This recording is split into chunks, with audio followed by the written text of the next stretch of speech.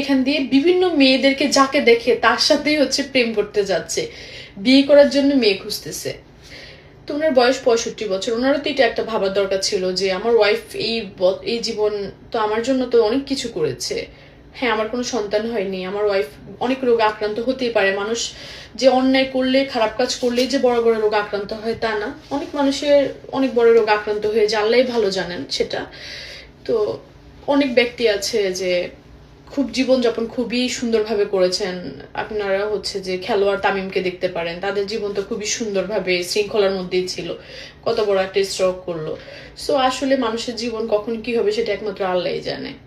So একজন স্বামী, একজন স্ত্রী যখন অসুস্থ হয়ে যায় তখন সর্বোচ্চ মানে তার মন প্রাণ শুধু চায় তার স্বামী যেন তার পাশে থাকে।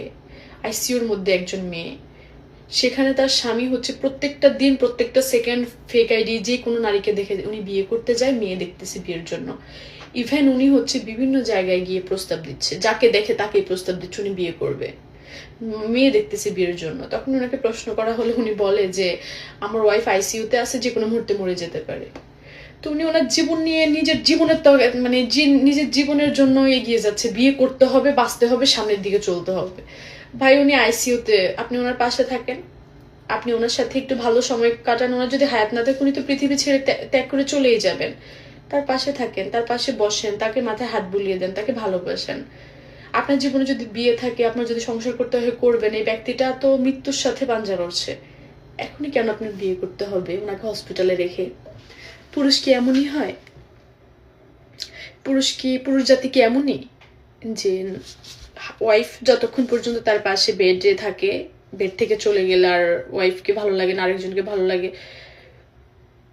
কাজের বুয়াদের সাথেও ওনারা হচ্ছে যে পুরুষ রিলেশন করতে ছাড়ে না। আমি সব পুরুষকে বলবো না, সব পুরুষ যদি এরকম পৃথিবীতে হয় তাহলে আমার মা কি করে আমার বাবার সাথে 30 বছর সংসার করেছে, 40 বছর সংসার করেছে। তো সব পুরুষ না, কিন্তু আসলে কিছু পুরুষের কর্মকাণ্ড দেখে পুরুষ জাতি থেকে ভালো লাগা উঠে যায়, মন উঠে যায়।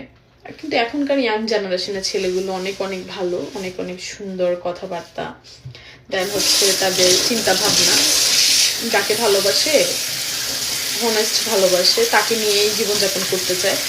কিন্তু বেশিরভাগ মিডল ক্লাসের আগের যে পুরুষগুলো আসলে তারা কেন যেন এরকম চিন্তা ভাবনা তাদের ভালো লাগে না।